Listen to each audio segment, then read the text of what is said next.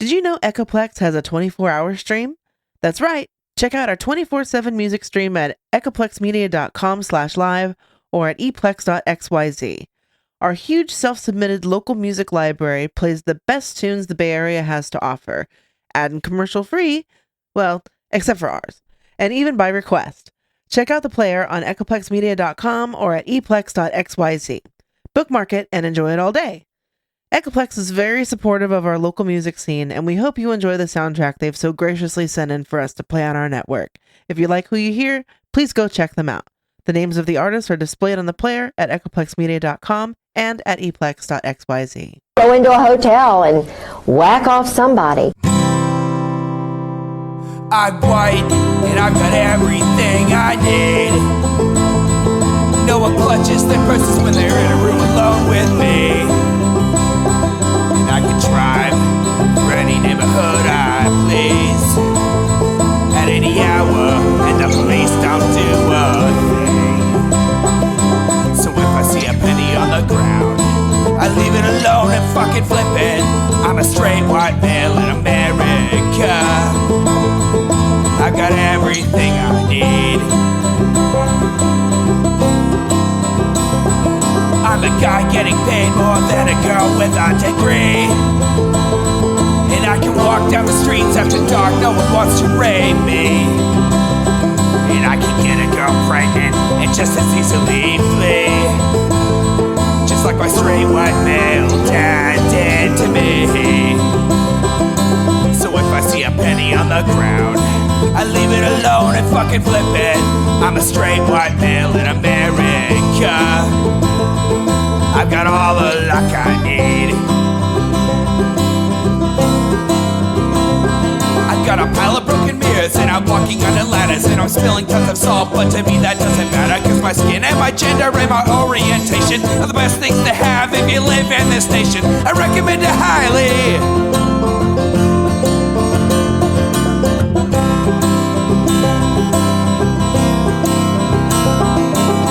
I see a penny on the ground, I leave it alone and fucking flip it. I'm a straight white male in America. I've got all the luck I need. Shit's gonna work out for me, cause I'm a straight white male in America. I've got all the luck I need. Hey everybody, welcome to the Intellectual Dollar Tree. We in fact do this show live every Wednesday at 7 p.m. Pacific right here on Twitch. It's twitch.tv/echoplexmedia. I did, in fact, take 2 whole actual days off of streaming. I got a lot of stuff done. Anyway, you can support this project at eplex.store. You can get a membership there that's much like a Patreon membership, except you get extra perks. And, of course, if you're a Patreon user and you're like, I don't need to sign up for some other shit, we're not going to turn away your money at Patreon. Also, just echoplexmedia.com/support. You can find other ways to support us there. I'm producer Dave. As always, you can find me on your grinder grid, depending on where you live. And I am HK Perrin. You can find me on Mastodon at hperrin at port87.social. Fantastic. So I have a question for you. I have these 2. I have a David Pakman interviews Richard Dawkins about trans rights, etc., etc. Or, even worse, the Cosmic Skeptic has Peter Boghossian on. So, full disclosure, I have seen the first one, the Richard Dawkins one. So we're going to go ahead and not watch the first one. You made the decision. We're going to watch the second one. Yeah. So this is the Cosmic Skeptic, who HK used to be a big fan of until, Yep. Yeah, he's been real weird lately. And by weird, we mean super nice to bigots. Not getting worse, getting better. Or, I mean, not getting... Other way around. Not getting better, getting worse. Well, we'll see. Maybe... I mean, Peter Boghossian's a fucking idiot. Maybe this guy will challenge Peter Boghossian more than the others.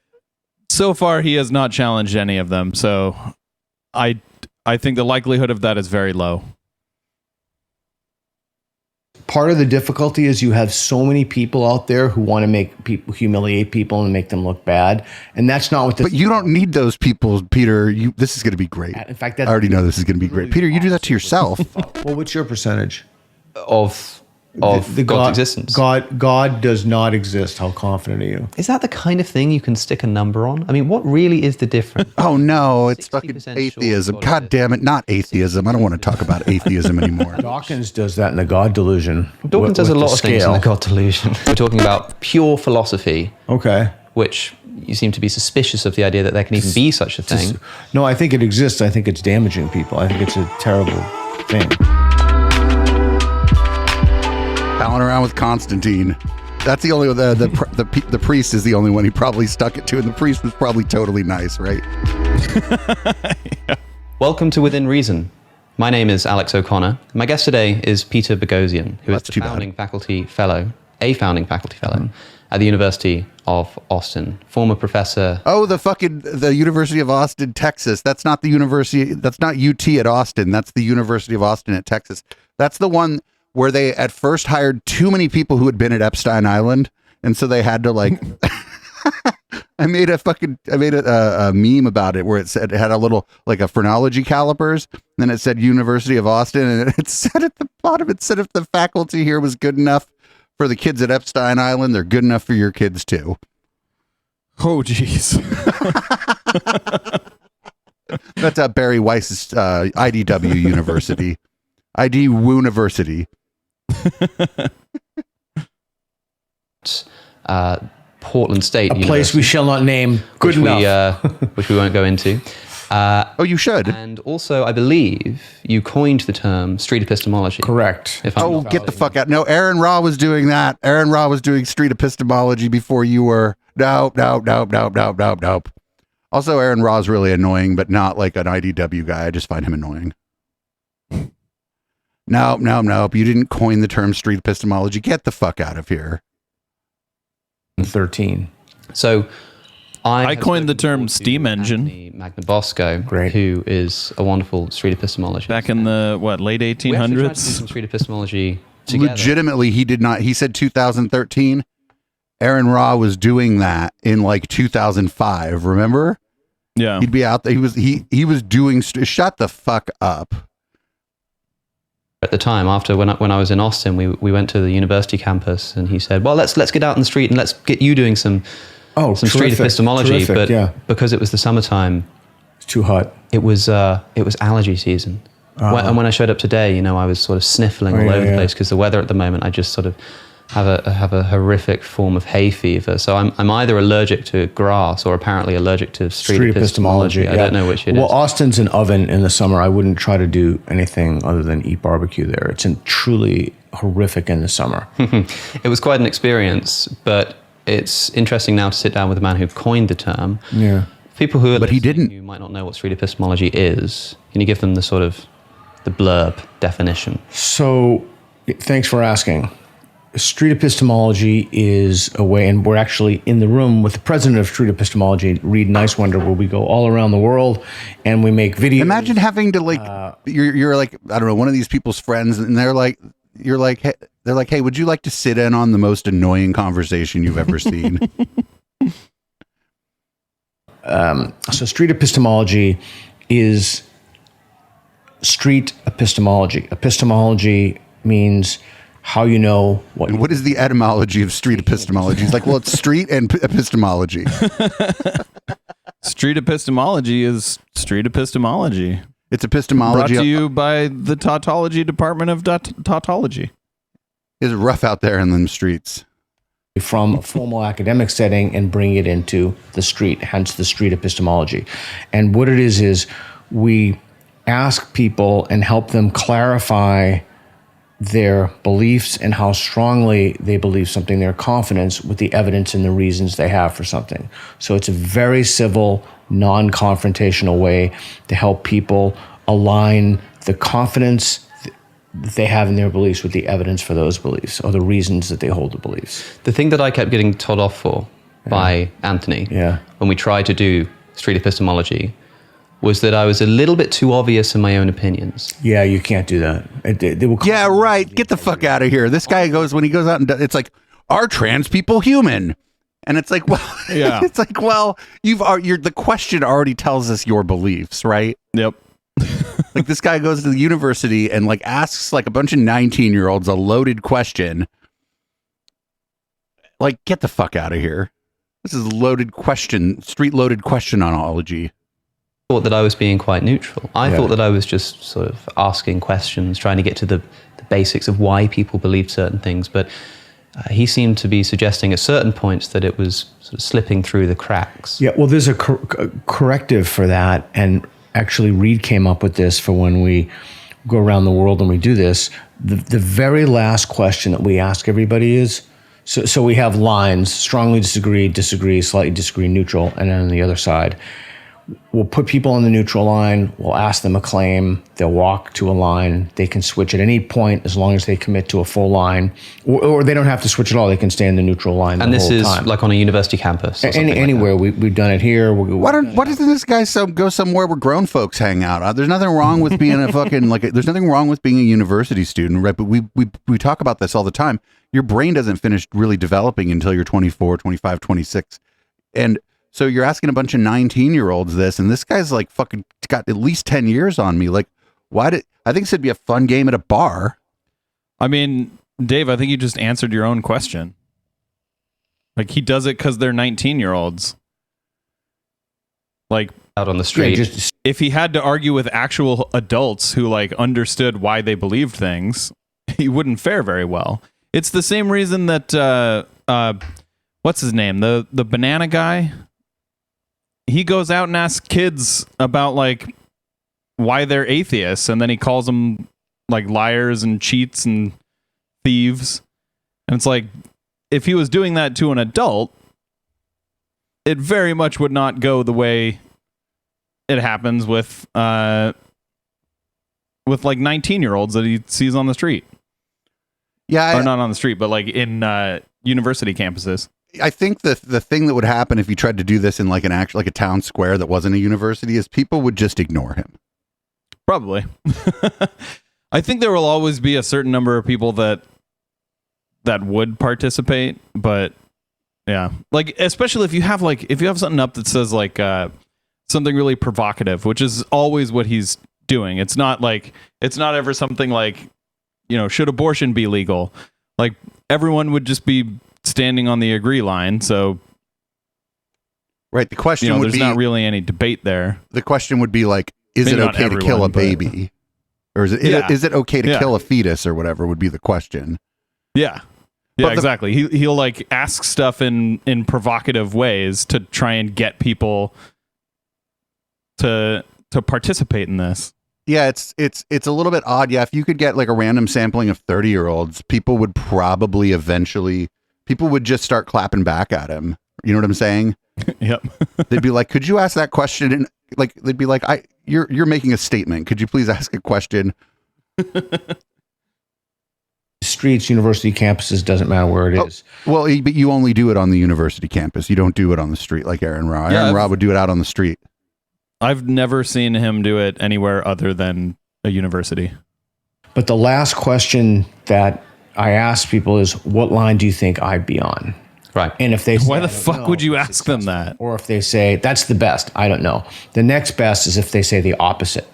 And the worst is if they know what you would believe, because then they'd be trying to think, or maybe thinking that you're... Is there a line for go fuck yourself? It's not about persuading anybody. I take a great deal of pride when I see hate comments of the form on my podcast. Yeah. When I spoke to Konstantin Kissin, A friend of mine. and he was talking about freedom of speech, Right. and I'm pushing back, and Right. I'm saying, but should we really have unrestricted speech? Can't words be harmful? Isn't it all just the brain saying it doesn't like a certain experience that it's feeling?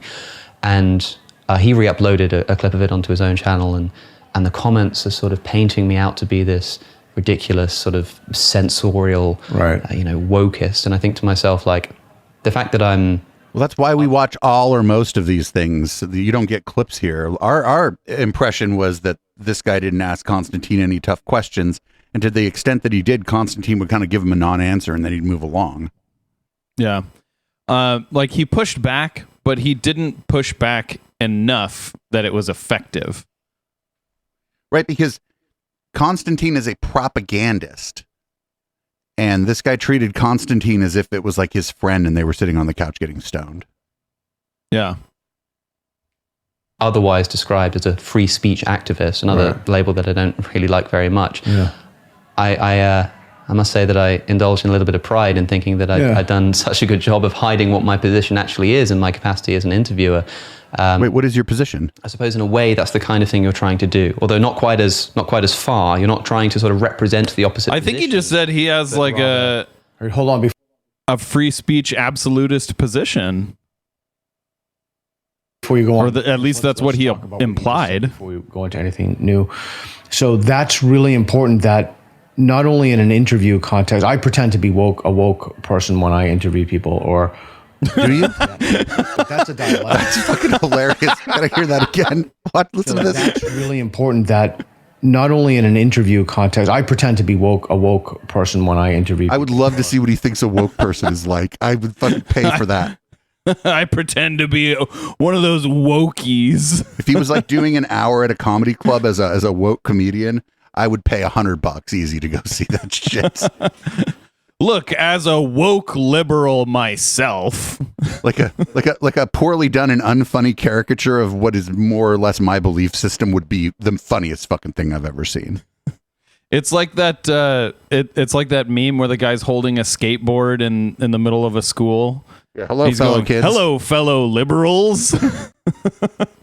Get into that mindset, but that's a dialectic. That's how you can get to the truth of things. That's as long as people have an ability or willingness to revise their belief in the context of the conversation. Yeah. So that's how. Wait, no. This isn't how people change their. You don't change your beliefs in the middle of a fucking one conversation.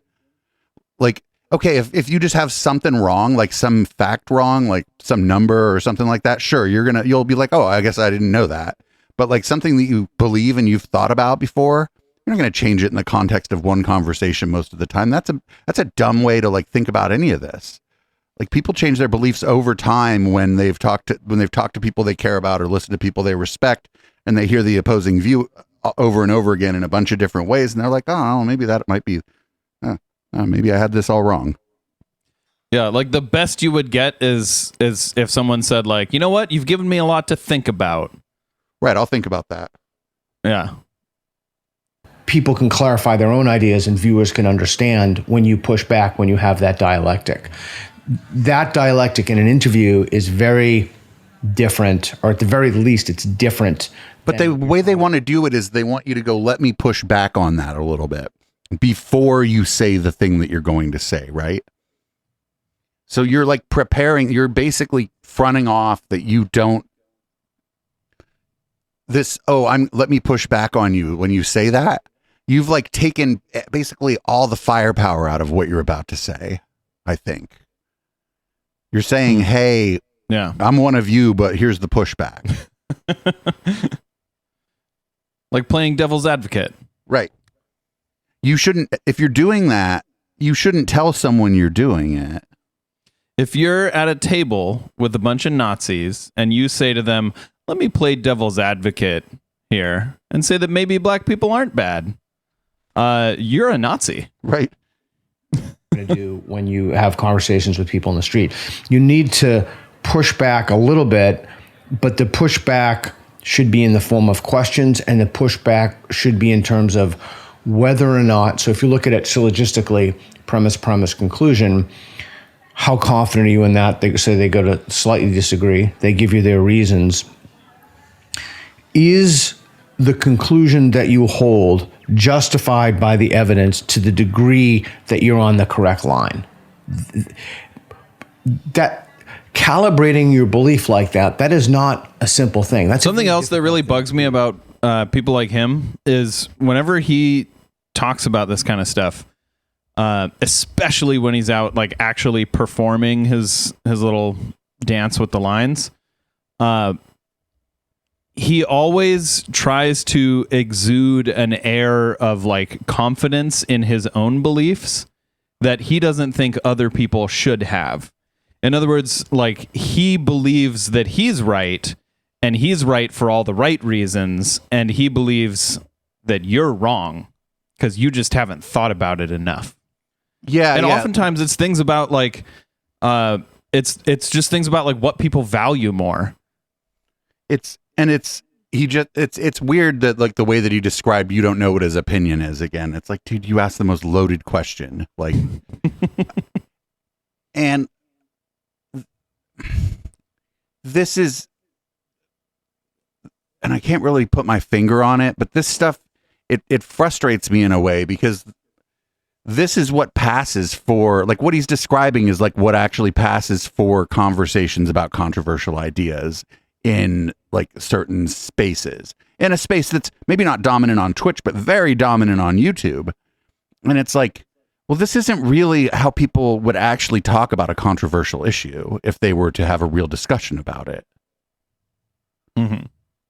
Because most people, they don't think about that. And belief isn't binary. It's not on off. It's their degrees of belief.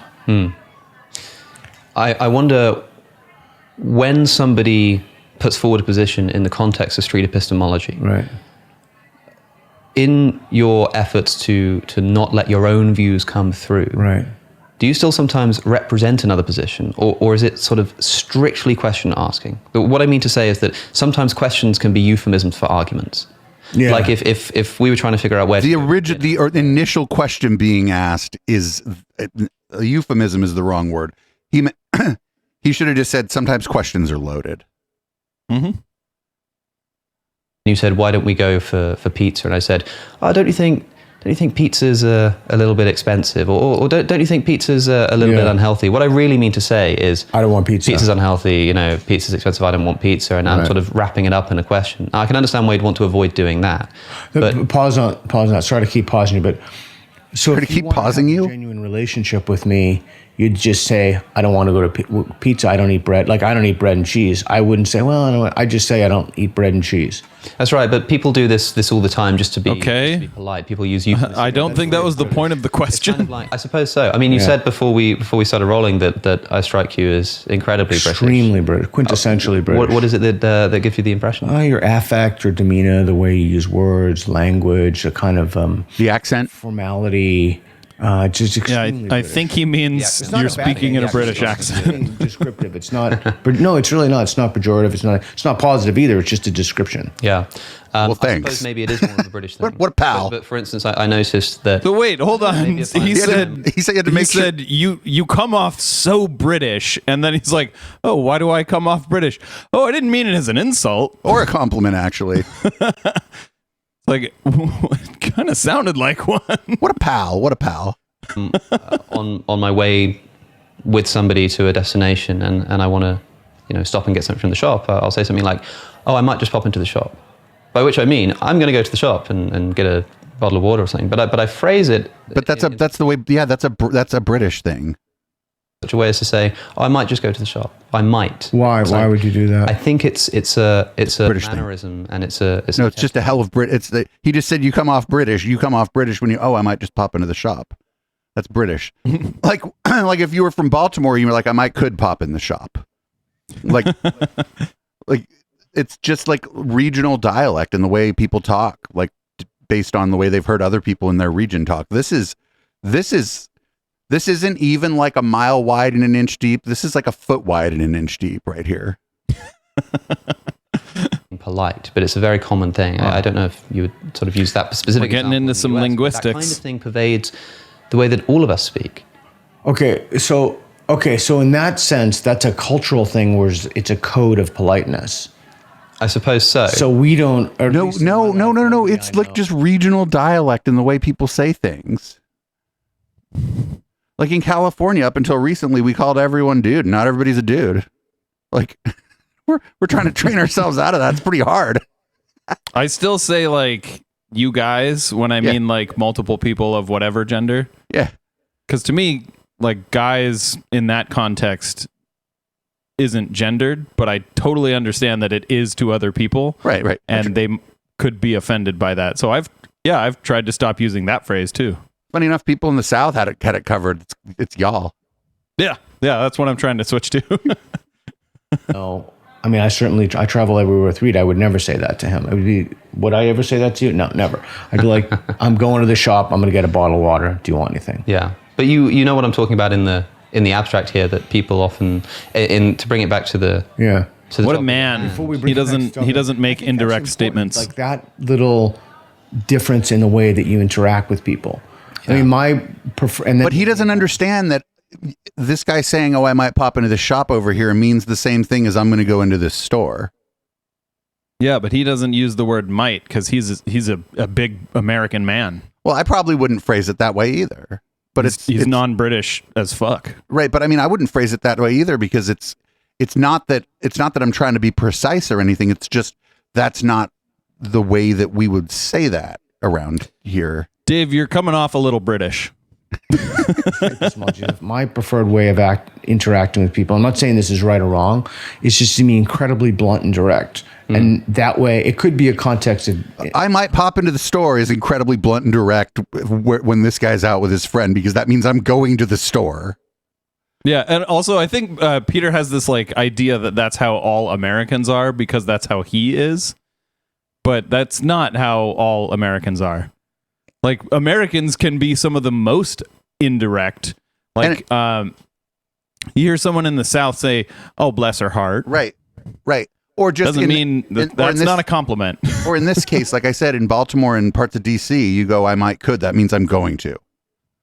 Yeah. It's almost the same thing, actually. It's just the adding the could. The only thing that's different is the Cosmic Skeptic didn't say, "Do you want anything?" Right. Yeah. Emerge from the context of being super busy all the time. But I think that it lends itself, it affords the opportunity to have more genuine relationships because then if I actually need to tell you something substantive, I'm not beating around the bush. I'm just telling it to you. That's right. And then you can either accept that or reject that. And if you reject Okay, it, but you can also do that without like being direct about everything. And also the analogy they're using, I know I'm fucking beating. Hold on, I might beat this dead horse. Like, like I'm beating a dead horse here, but you're being. It's so stupid. This isn't a beating around the bush scenario, right? The person's going to the fucking store. They're just talking about it two different ways. Like, that's all. Nobody's beating around the bush. Oh, I might pop into the store over here, old chap. That means I'm going to the store. The same as, oh, I'm going to go in this store means I'm going in the store. Like, this is a bad analogy. This they always have the worst analogies on this stuff we watch.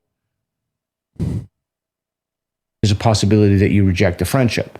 But on the street, when you do street epistemology, that's different. You have genuine relationships with the people in terms of, no, you don't. you know, when they say something and you offer a response or a counterexample or a potential objection, you're doing that for a very specific reason. You're doing that to help them process what you just said in a sincere way. There's no gotchas. There's no hidden motivations. There's no like, oh, I might just pop into the store. No, I'm going to the store. That means the same thing. Sometimes do this subconsciously as well. I think they often do it subconsciously. C.S. Lewis. Like writes about imagine, this. imagine like He imagines. Peter believes that there could be, you know, a British guy and an American guy walking down the street, and the British guy turns to the American guy and goes, "Hey, I might just pop into the store real quick," and the American guy goes, "Well, are you? Yeah, You're leaving me hanging here." yeah, the fucking dude, No, absolutely, he'll understand that. He gets confused. His brain starts leaking out his ear because he has no idea what's going on here. And then the Brit goes, "Oh no, I've broken my American friend."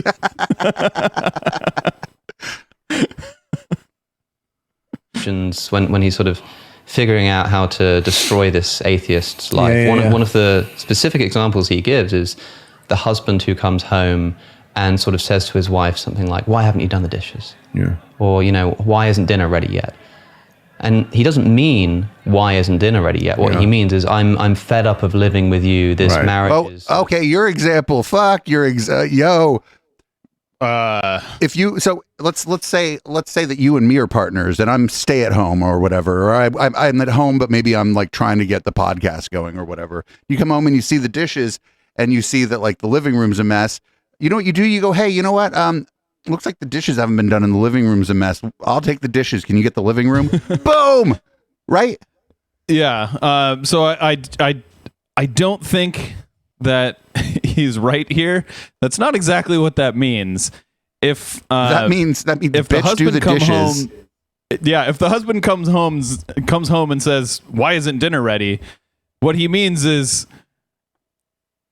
this is an abusive relationship, and I'm the abuser, and you better do the things that I say. Right? If I came home and I was like in a relationship, and usually, I was in a relationship because my boyfriend at the time was a grad student, and he got off and he liked to cook. If I came home and dinner wasn't ready, I'd be like, "Hey, you want to go out to eat?" Yeah, like it doesn't mean, "Oh, I'm fed up in this relationship." No, that's clearly like that's at least if that's usual, that's abuse. If it's unusual, then that's like really poor choice of phrasing. Right? Time for her to clap back and be like, "What are you talking about?" Yeah. She's like, "You know how to use the stove?" Yeah. You know what the response to that is? Because you haven't made it yet. Right. Or the response is, "Oh, great. Sorry, I ordered pizza. I ordered your favorite. Sorry, it's not here yet." Remember when I called earlier to ask if you were on your way home? And you said yes. Then I ordered the pizza. But now I'm going to go eat it with the cat. Fuck you. Me and the cat are going to have this pizza. It might kill the cat, but that's okay. You can pay the bill. You're the man. Sort of tearing me apart, Right. and I don't think that you're sort of fulfilling the roles that I think you should as my wife. But Right. that is sort of condensed and euphemized as not saying, "Is dinner ready?" Watch even Peter Boghossian be like, yo, really? In the sort of delivery, it's Right. the anger of, "Why isn't the dinner ready yet?" That's not actually what you mean. That represents a different position. I feel like So- people do this with questions all the time, Yeah. and you can tell when you look at an interview that's So far, one of your examples was stupid and the other one was sexist.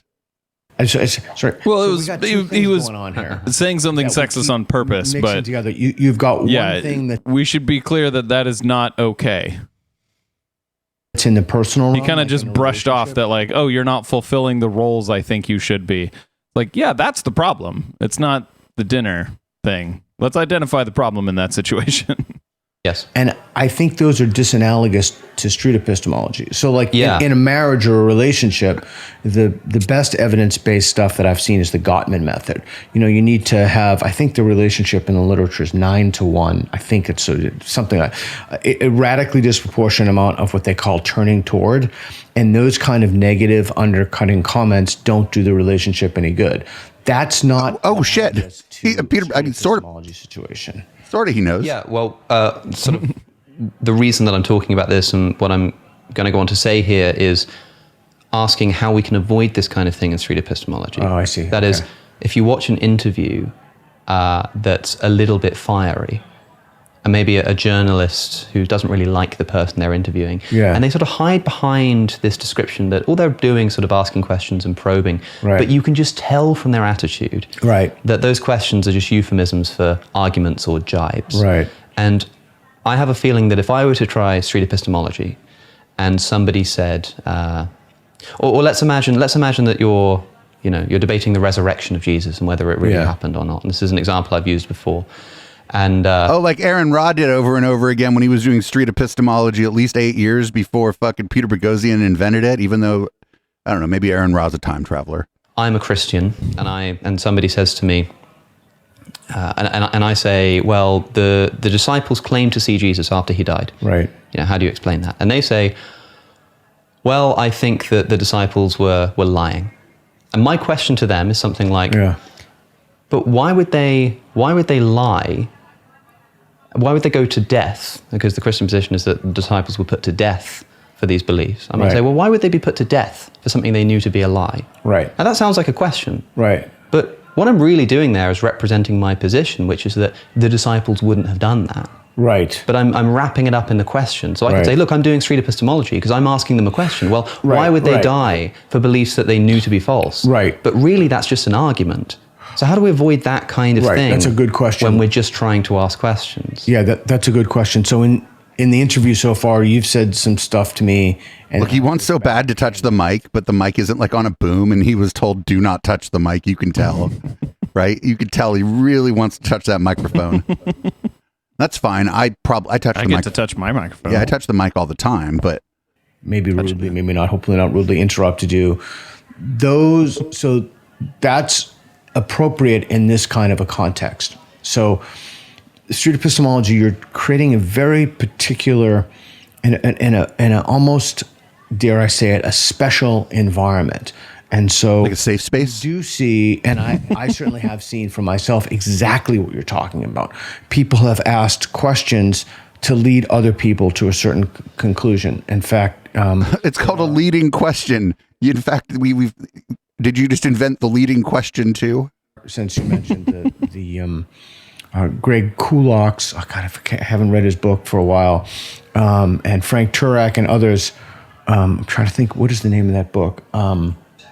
Tactics. That's right, Tactics.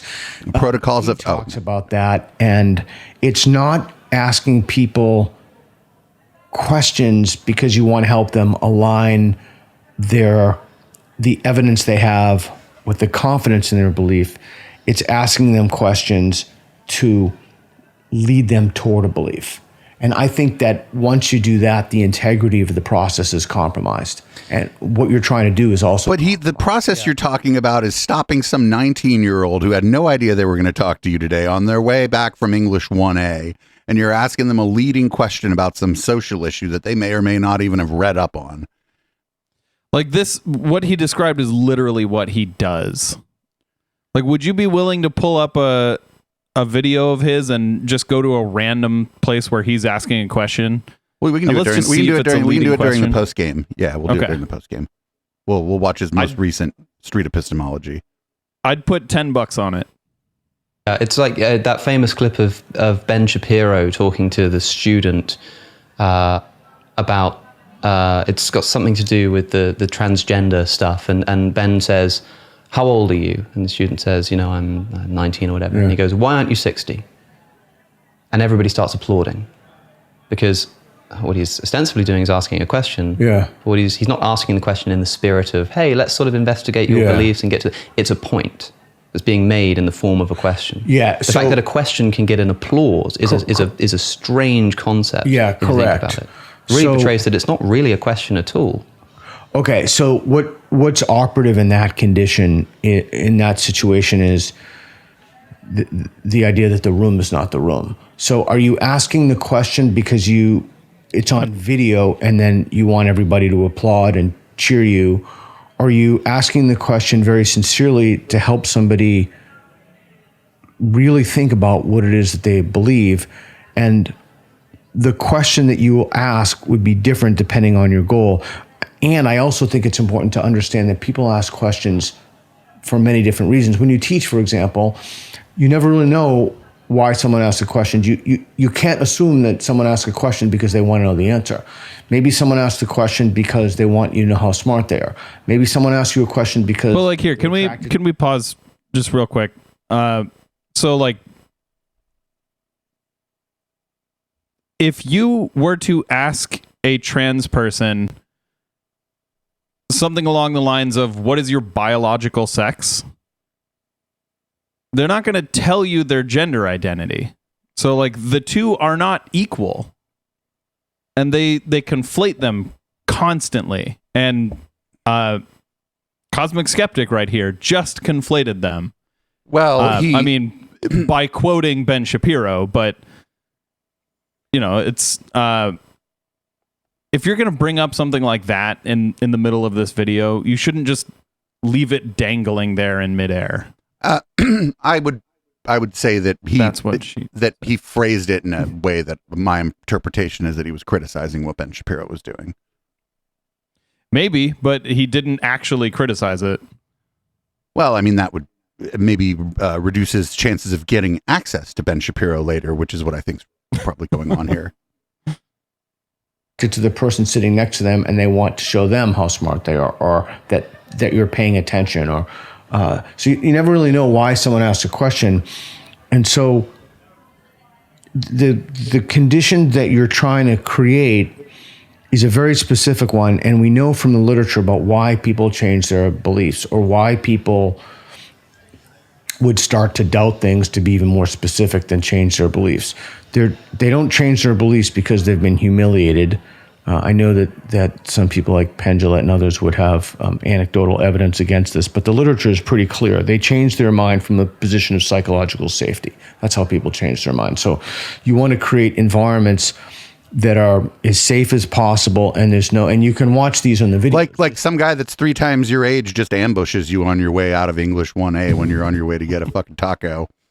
Safe situations.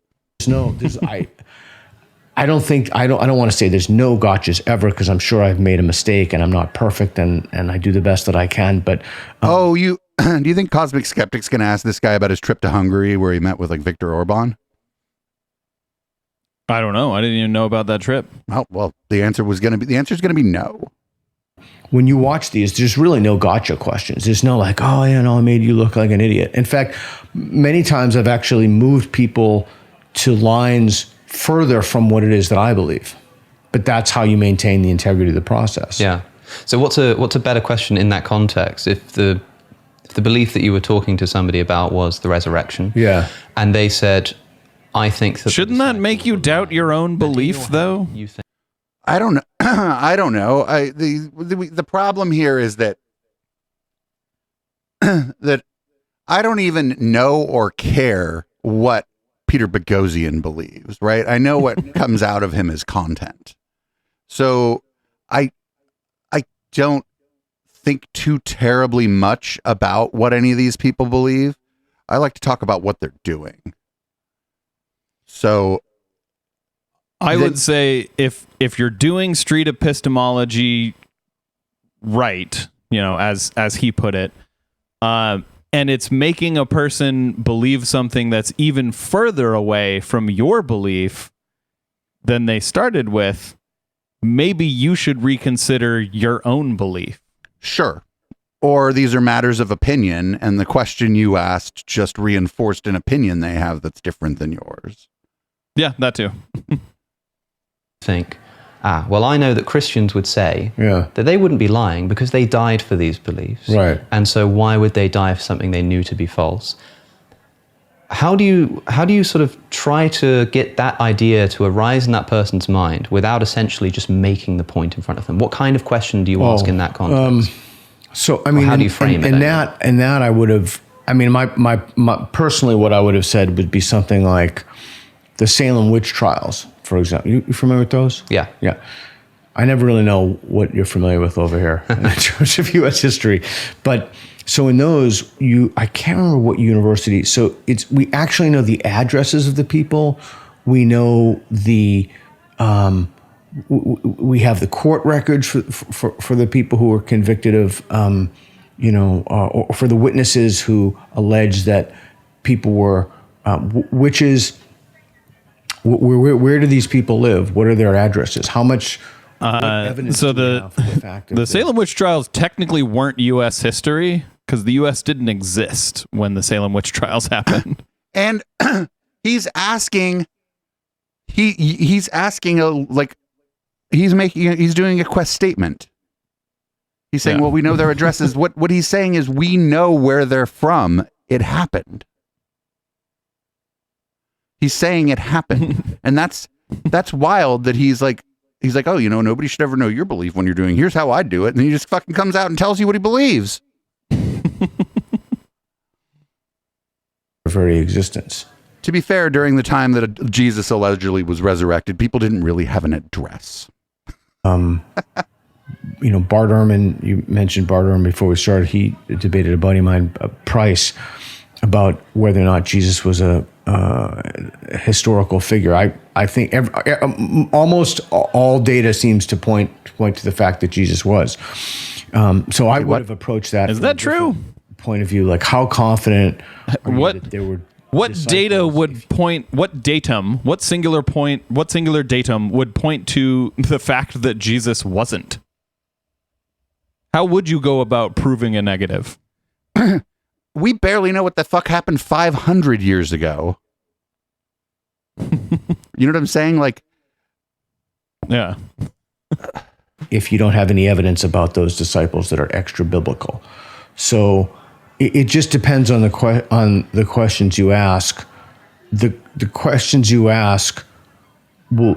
So if you're asking somebody questions, part of the idea when you ask them questions is that you want to, or at least this is what I do. I ask them questions in such a way that if they're a sincere inquirer and they're thinking about what it is that you're asking them, that it will cause them to question whether or not they're on the right line. So that's great. If you ask a question and they're like, that was a dumb question, well, that's their fault.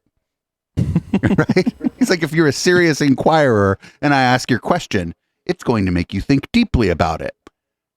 It couldn't possibly be that, I ask questions and sometimes, people think deeply about it. And sometimes maybe I don't even ask the right question. Sometimes I ask a dumb question because I'm doing this live, which would be a much more, attached to reality thing to say about what's going on here.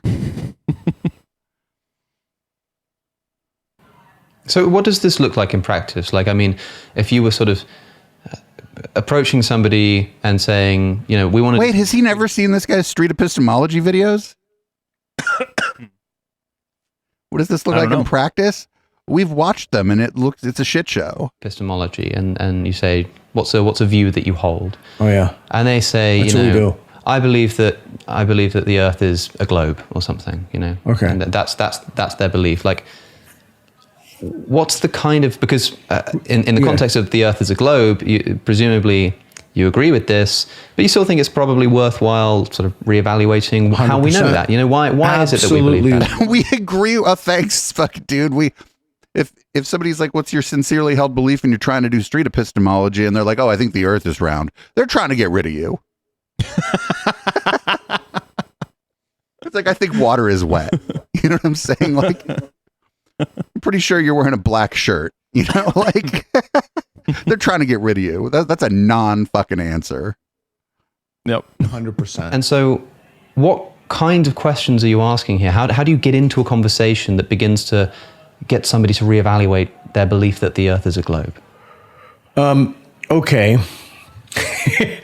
So I just want to say before I tell you that's a great example, because it doesn't have to be it can be with anything. The Earth is a globe, the Earth is not a globe, whatever. It doesn't matter what the claim is. So you start on neutral, you explain the rules. And what I try to do is I try to build rapport with people for a minute or two, because Wait a minute. No, it doesn't matter what the claim is. Well, if you start from art, like, no, this guy's like, what is he? Does he deny the existence of a premise? I think it would matter if the claim is non-falsifiable, right? Right. Or it would matter, like, if it was just like completely accepted common knowledge, like Washington, D.C. is the capital of the United States, right? Like, if somebody's like, if you know what I'm saying, it's like I am wearing shoes right now. Like, what? You're like, all right, and then you move on to somebody else because, like, there's no conversation there. There's nothing there. What the person wants to talk about is actually is important. So many people out there who want to make people humiliate people and make them look bad, and that's not what this is about. In fact, that's literally the opposite of what this is about. And so many people are inherently skeptical when they see cameras and such, because they think they're going to make them look like an idiot or gotcha. So I spend a minute or two trying to build rapport to let them know this is simply not what that's about. And sometimes they talk to Reed or other people, and then I explain the rules of the game to them, and I'll say, the Earth is a globe. They start on neutral, and let's say they move to strongly agree. Agree. Let's say, I mean, I would presume they're standing on strongly agree. Okay, so let's say so then you ask them for their evidence. What evidence do you have? And you'd be surprised, even with pretty obvious and conspicuous empirical phenomenon like that, people don't have evidence to justify their confidence. In fact. I can't fucking believe. Oh yeah, why do you think the Earth is round? You're like, yo, listen, come on. Are we really doing this? That would be the answer of any like regular. They'd be like, what are you talking about? I think if you asked most people, like, could you prove that the Earth is round? Maybe they couldn't. At least they wouldn't know how to immediately. But like, if you ask them, why do you believe the Earth is round? I mean, because we've been to space and we looked at it and it's round. Yeah. And people figured that out beforehand too. I just don't have the examples off the top of my head of how they did it. Yeah, like if you asked me, how would I prove the Earth is round? I'd have to think about it a little bit before I came up with an experiment to prove that the Earth is round. Actually, I wouldn't, because I do know several off the top of my head, but I'm a very weird person. Right, but like you could be like, I would just leave. Honestly. Yeah. Almost never, even with something like the Earth as a globe. And so what you do is you try to ask them targeted, systematic, Socratic questions to help them reevaluate how they know that the Earth is actually a globe. Like, what would someone say to that? Okay, so somebody says, well, I've seen pictures of it. I mean, we've flown rockets into space, taken pictures of the Earth, and we can see that it's a globe. It's pretty hard for me to say anything to that because it's such an obvious claim. But then I imagine you wouldn't say that. No, I would definitely not say it. Well, I just ask questions, like, well, have you... So I had this guy on in my science and pseudoscience class. His name is Mark Sargent, and he said, "Why?" Mark Sargent, the flat earther. Yeah. He wrote a book. I read most of his book, but he said, at some point in this conversation, you ask a disconfirmation question. What would it take for you to change your mind? What would it take for you to move from strongly agree to agree? You call that a disconfirmation question? Yeah. Well, it's actually called a defeasibility condition, but. Defeasibility is a big word. You're just trying to disconfirm. They're like the same length. Yeah, they might be the exact same number of letters. Disconfirmation and defeasibility, they're like not even very similar in length, if not exactly the same. Even that would lower your confidence in it. Oh, sure. Okay. Yeah. So that's a much easier sell. What kinds of things would count against this belief? That's a much easier sell. Yeah, this is when you leave. If it's the flat Earth, you're like, get out of here. That? Well, that would have to be, in the case of the Earth being a globe, that would have to be very considerable. Yes. But what would it take you to drop your, from strongly agree to agree? That's a much easier sell. Yeah, much easier. So then, I asked him that question. One of the students in the class asked that question. He said, "This is Mark. You're asking this to Mark Sargent, who believes the Earth is flat." I didn't ask. One of my students asking to a flat earther. Yeah, and just for the record, I almost never ask my guest ever any questions. I teach the students how to ask questions. The guests come in, they do an hour lecture, like if Christians. Literally, had Mark Sargent. Mark Sargent also is a danger to have on your campus for reasons we've covered. This guy, he's terrifying. I teach the students how to ask those questions, and then hey, wait a minute. Why do you think that maybe they said, maybe time to resign, dude?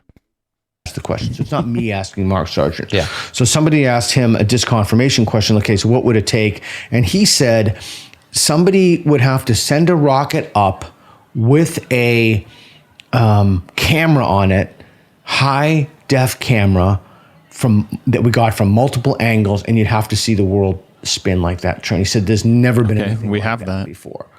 And so the Discover mission literally did that. So that's a disconfirmation question, and then you reiterate it. So if you were shown that, would you change your mind? Because then you can see if somebody. The thing is, though, whatever answer a flat earther will give you, like the one that Mark gave to him, is not true, because they don't believe it because of logic. They believe it because of usually religion. I guess it may not always be religion, but no one logically concludes that the Earth is flat.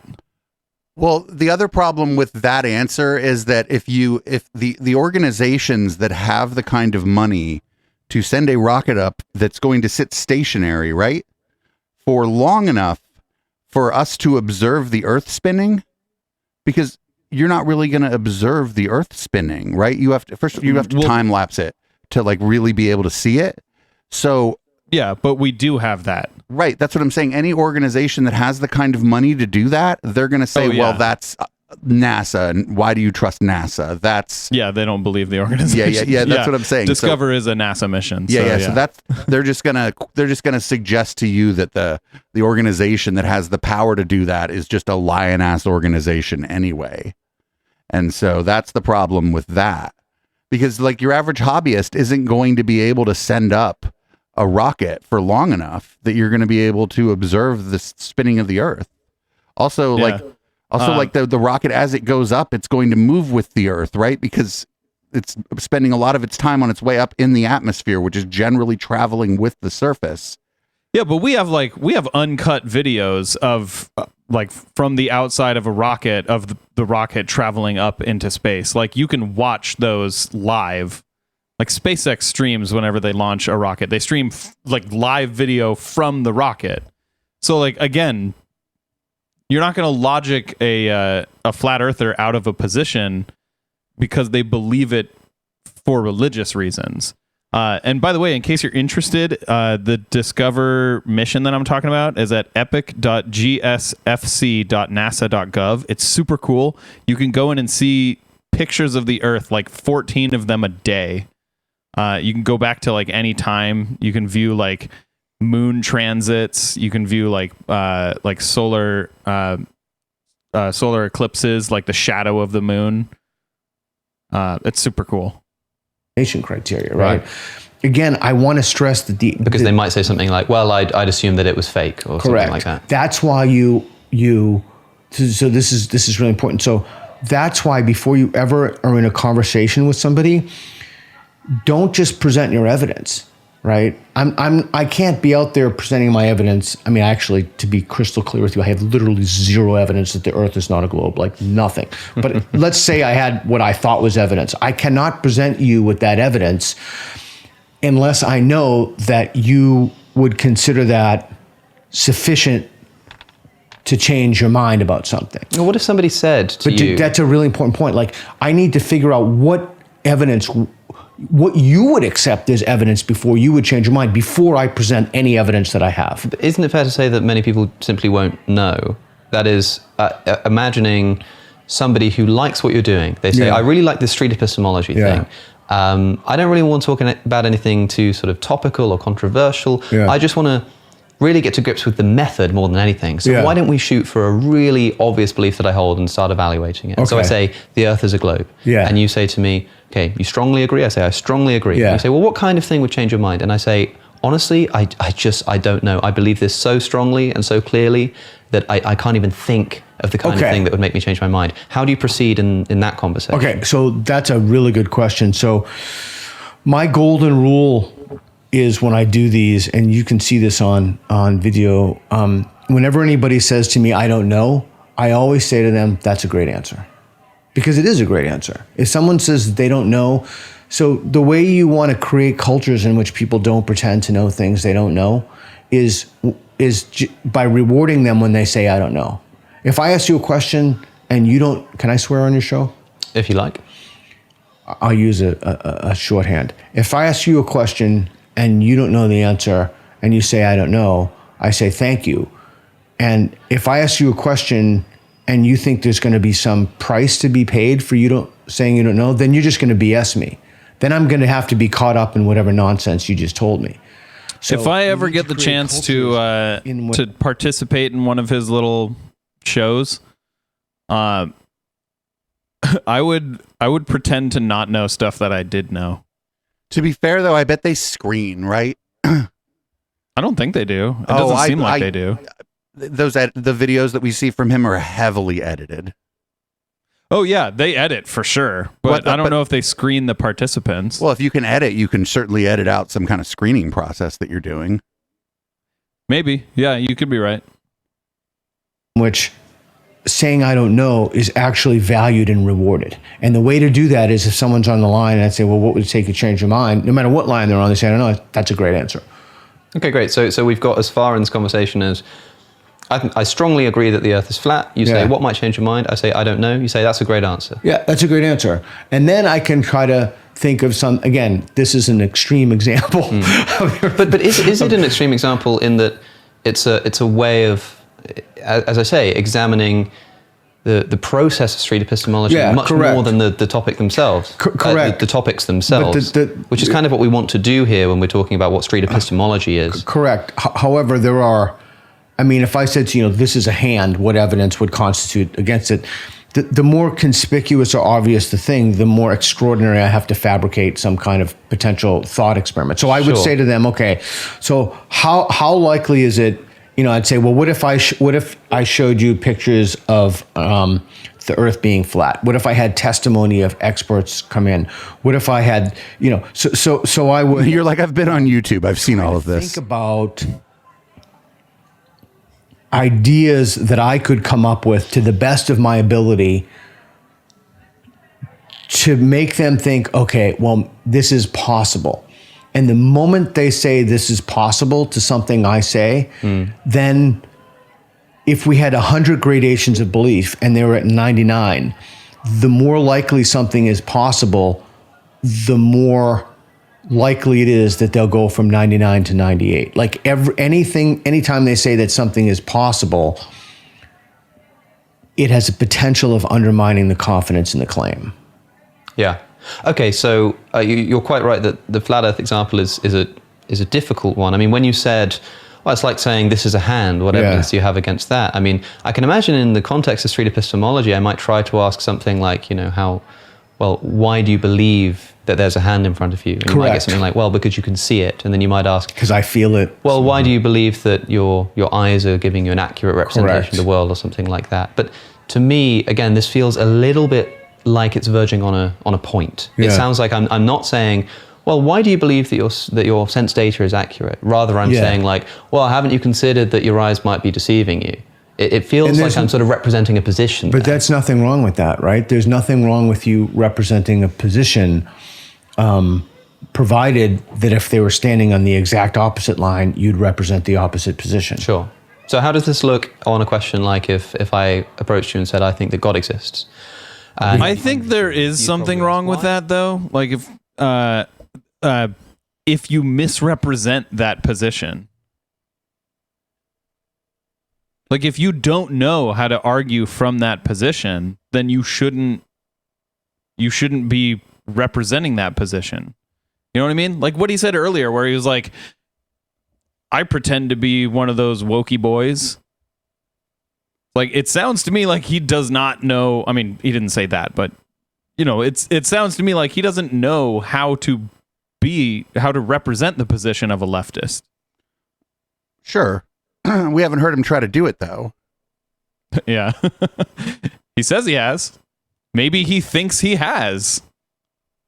Yeah. And I say, well, because we just did one of those just the other day here in London. And how did it go?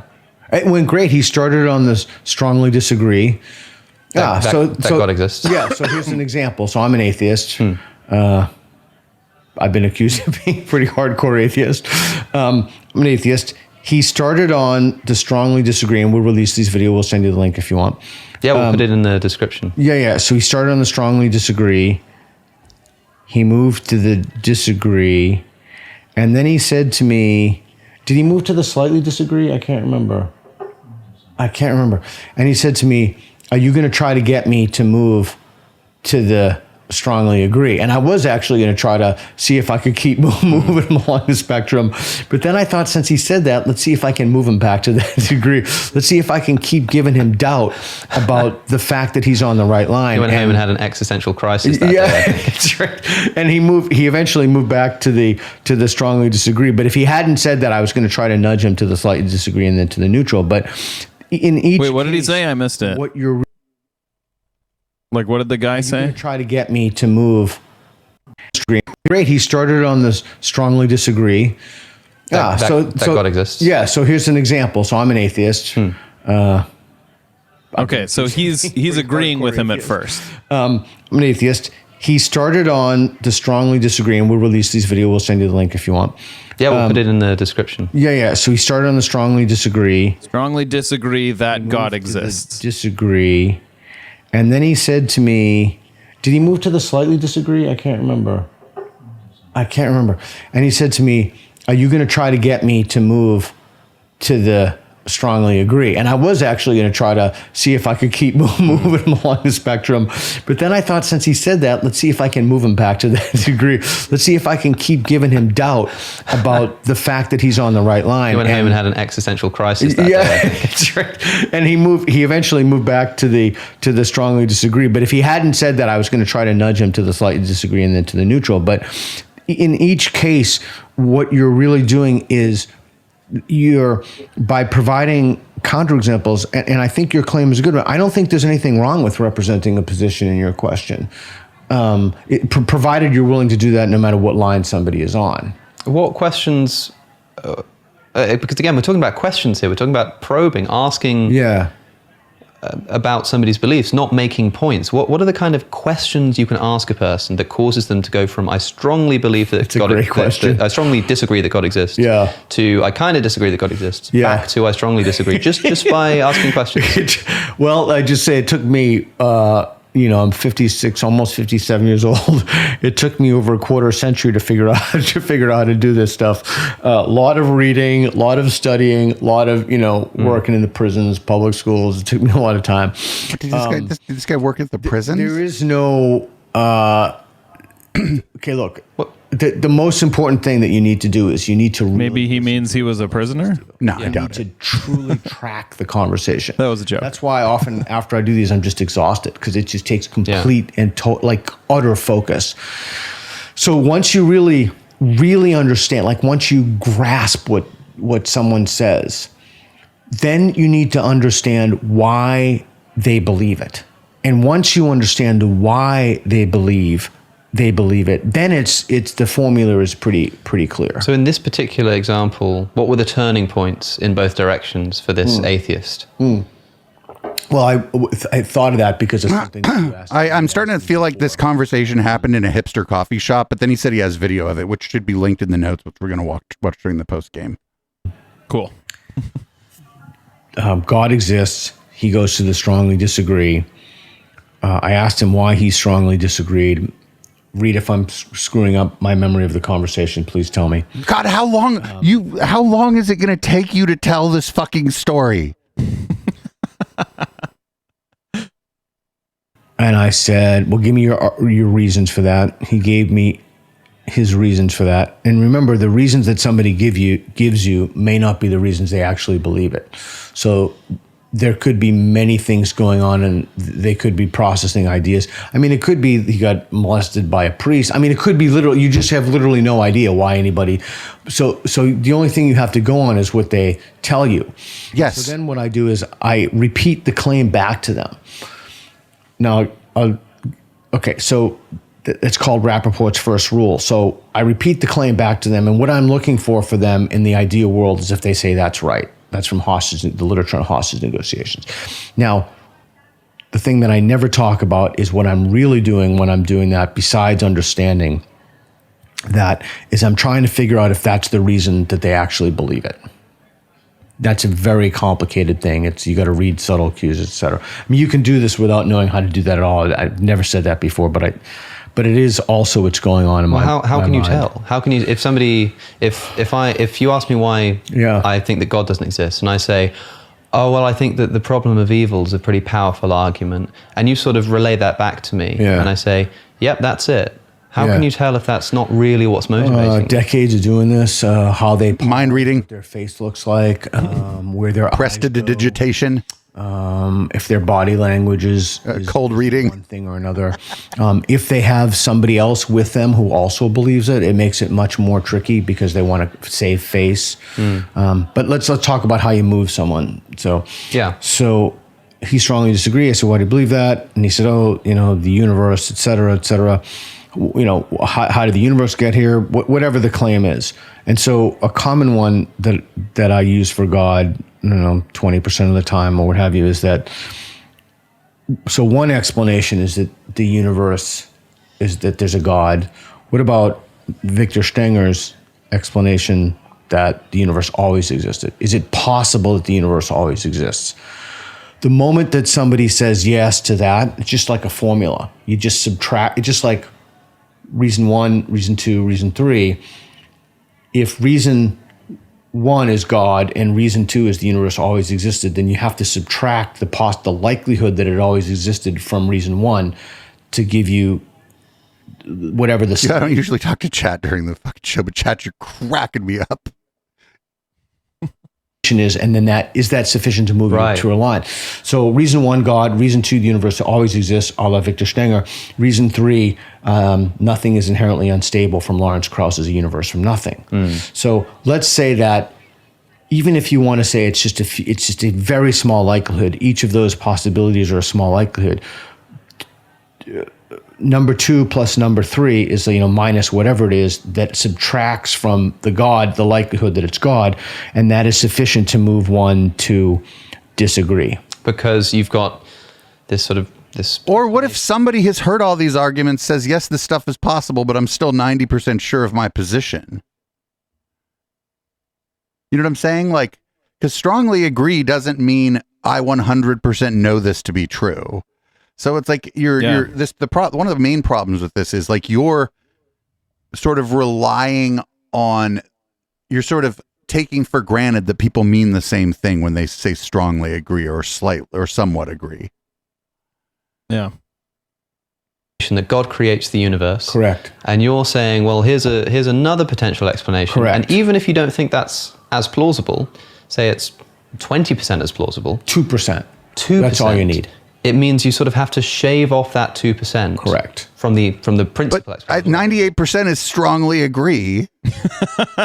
That's an A+, motherfucker. Like, is strongly agree just anything above like 80? I don't know. I'm not going to get into this, but I'm going to listen. It's like a porn. You know it when you see it, and 98% is strongly agree. And if them some good odds. Correct. Or 70 down to 98% is the full-on penetration of agreeing.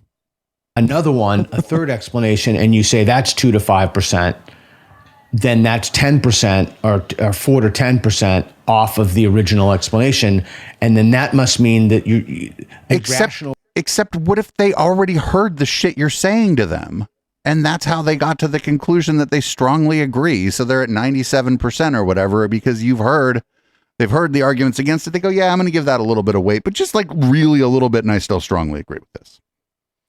Would slightly agree be like the soft course, like Cinemax, late night Cinemax porn? Yeah. Or is that like, would that be neutral? Watch the question, right? So me to you in an interview, a rational person would, but in a street epistemology, would it be would it be rational then for an outside observer looking at this to say, well, it's only this percent, therefore it can't be strongly disagree, it has to be disagree.